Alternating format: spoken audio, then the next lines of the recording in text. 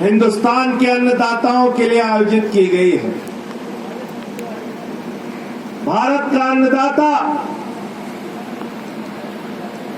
जो देश के प्रधानमंत्री का पेट भरता है, देश के मुख्यमंत्रियों का पेट भरता है, संसद में बैठने वाले सांसदों का पेट भरता है, विधानसभाओं में बैठने वाले विधायकों का पेट भरता है, माताओं बहनों का पेट भरता है, नौजवानों का पेट भरता है। इस मुल्क के 130 करोड़ लोगों का पेट भरने का काम करता है। मोदी जी की सरकार में पिछले 10 महीने से वो अन्नदाता सड़क पर बैठा है। हमें रात में चैन से नींद नहीं आनी चाहिए जब तक अन्नदाताओं के मुद्दे का समाधान न हो जाए और ये तीनों काला कानून वापस न हो जाए। जब ये कानून संसद में आया, हमसे लोगों ने कहा ये कानून है तीनों काला कानून, संजय सिंह जी इसका विरोध करना है। हम लोगों ने विरोध के लिए अपनी आवाज को बुलंद किया। आपको याद होगा, सारा विपक्ष एक तरफ था, सत्ता पक्ष एक तरफ था। भारतीय जनता पार्टी के लोगों के पास संख्या का बल नहीं था और विपक्ष तैयार था इस काले कानून को गिराने के लिए। लेकिन लोकतंत्र का गला घोट के, संसद का गला घोट के, संसद की मान्यताओं का गला घोट के, बगैर वोटिंग कराए ये तीनों काला कानून संसद के अंदर पास किया गया। भारतीय जनता पार्टी वाले कहते हैं, नरेंद्र मोदी जी कहते हैं ये कानून इस देश के किसानों के लिए बनाया है। मैं आपको कहना चाहता हूं, भारतीय जनता पार्टी की मोदी सरकार चंद पूंजीपतियों की गुलाम सरकार है और ये कानून उन गुलाम सरकारों ने अपने पूंजीपति मित्रों के लिए बनाया। स्टैंड लगे हुए हैं आगे, अडानी के लिए बनाया है, उन तमाम पूंजीपतियों के लिए बनाया है। पूंजीपतियों की सरकार चल रही है इस देश में। क्या क्या कह के आए थे आपसे? ये भाई सामने से हट जाओ वरना ऐसे बोल नहीं पाए। सामने से हट जाइए सब, बैठ जाइए आप। क्या कह के आए थे? किसान के फसल का दाम 2 गुना कर देंगे। कितना कर देंगे? क्या कहते थे मोदी जी? मैं तो चाय बेचता हूं, चाय बेचता हूं, मुझे गरीब का दर्द मालूम है, किसान का दर्द मालूम है, नौजवान का दर्द मालूम है, मैं तो चाय बेचता हूं। चाय बेचते बेचते नरेंद्र मोदी जी रेल बेचने लगे, सेल बेचने लगे, कोल बेचने लगे, बिजली बेचने लगे, सड़क बेचने लगे, पानी बेचने लगे, आपकी जमीन बेचने लगे, LIC बेचने लगे, बैंक बेचने लगे, हिंदुस्तान बेचने लगे। चाय बेचते बेचते देश बेचने का काम करने लगे। बेच रहे हैं कि नहीं बेच रहे हैं? कितने की कमाई करना है मोदी जी को आपको मालूम है? कितने की? कितने की? 6 लाख करोड़। 6 लाख करोड़। अगर मैं कहूं 6 लाख करोड़ लिख दो तो जीरो लगाते लगाते थक जाओगे। आपके बाप दादाओं ने, हिंदुस्तान के पुरखों ने अपनी कड़ी मेहनत से हिंदुस्तान की रेल बनाई, सेल बनाई, कोल बनाया, BPCL बनाया, सड़कें बनाई, बिजली बनाई, पानी बनाया। और मोदी जी उस सबको बेचने पे लगे। बेचने पे कितना बेच रहे हैं? 6 लाख करोड़। हम लोगों के उत्तर प्रदेश में कहते हैं, बाप की संपत्ति बढ़ाने वाला सपूत कहलाता है। क्या कहलाता है? और बाप की संपत्ति को बेच के दारू पीने वाला क्या कहलाता है? क्या कहलाता है? जोर से बोलिए। सपूत कहलाता है। बाप की संपत्ति को बेचकर जुआ खेलने वाला क्या कहलाता है? कपूत कहलाता है। मैं ये तो नहीं कहूंगा कि मोदी जी दारू पीते हैं या जुआ खेलते हैं, लेकिन मैं ये जरूर कहूंगा कि ये भारत माता के कपूत हैं जो हिंदुस्तान को अपने पूंजीपति मित्रों के हाथों बेचने का। एक कपूत सरकार हिंदुस्तान के अंदर चल रही है, जिसको किसान की चिंता नहीं। अरे जानवर भी जिसका दिया हुआ खाते हैं उसके प्रति वफादारी निभाते हैं।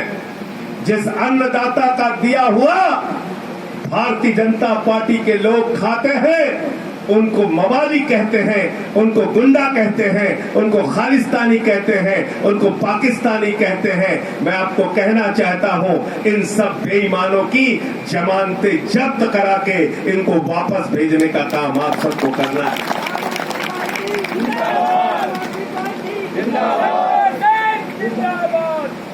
और ऐसा नहीं कि कांग्रेस को पता नहीं था।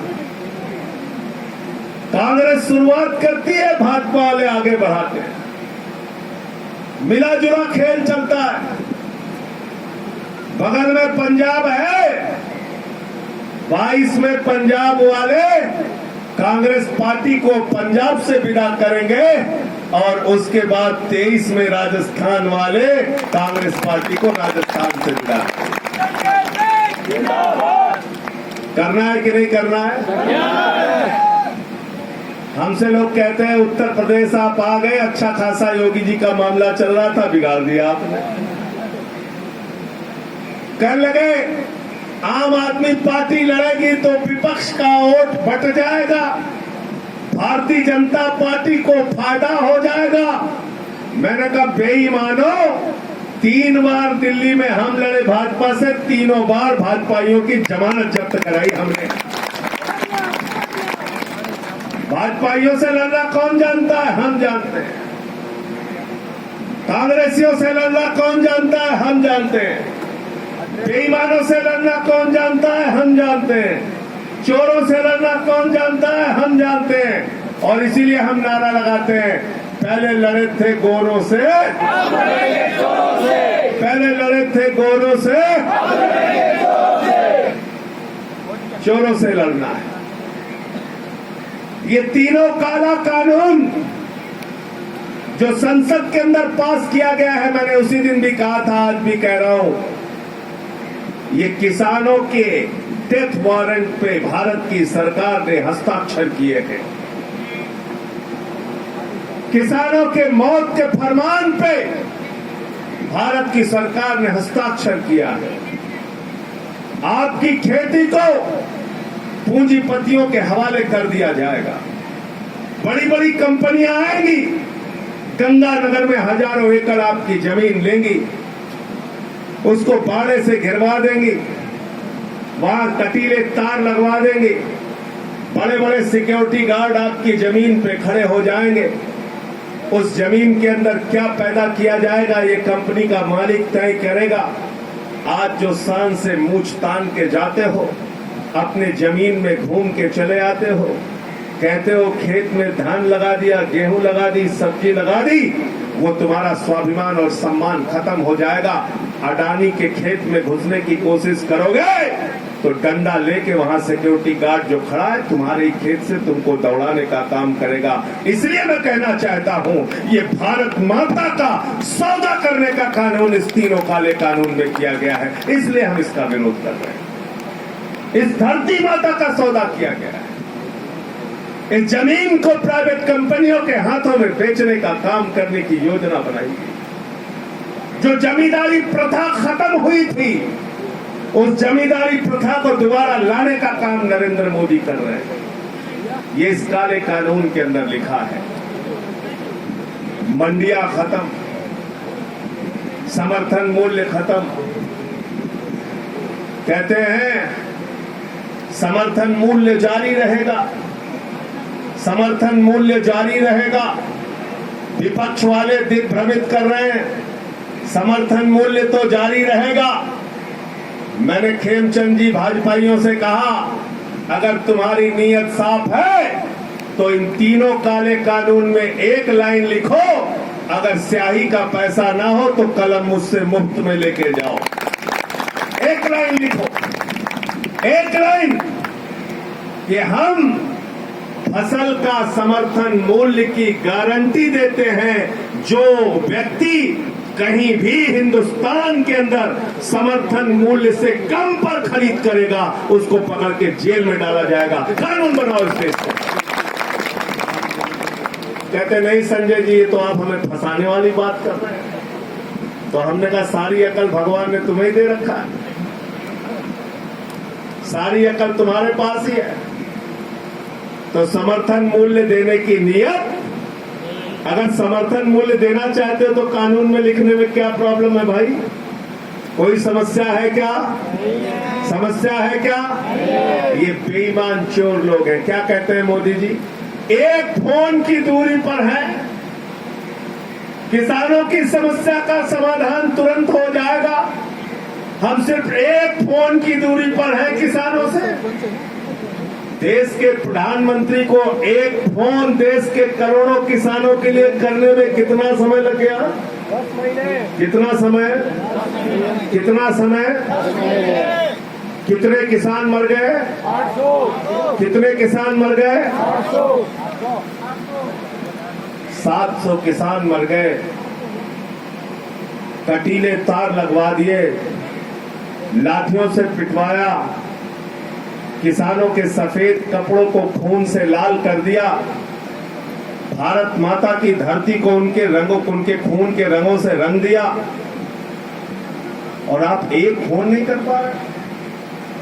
झूठ बोलते हो इस देश के लोगों से, कहते हो एक फोन की दूरी पर है, एक फोन की दूरी पर है।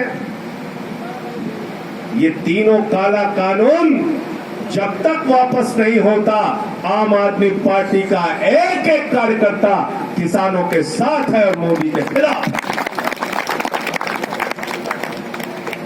कल बंद हो रहा है पूरे राजस्थान में। मैं कार्यकर्ताओं से कहना चाहता हूं, जितनी ताकत है पूरी ताकत के साथ किसान भाइयों के साथ खड़े रहना,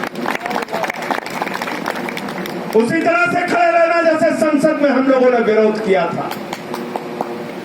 मैंने माइक तोड़ा तो भाजपा ही रोने लगे, संजय सिंह ने माइक तोड़ दिया, संजय सिंह ने माइक तोड़ दिया। मैंने कहा भाजपाइयों, मैंने माइक तोड़ा, तुमने मुझे निलंबित किया, तुमने किसानों की हड्डियां तोड़ी है, तुम्हारी सरकार को भी निलंबित होना चाहिए, तुमको सत्ता में रहने का अधिकार नहीं। निलंबित करो, करना है तो जो कार्रवाई करना है करो। जब तक इस देश की संसद में रहूंगा, इस देश के किसानों की, नौजवानों की, मजदूरों की आवाज को बुलंद करता रहूंगा, उसमें चुप रहने वाला नहीं। अभी खेमचंद जी जिक्र कर रहे थे मुकदमों का।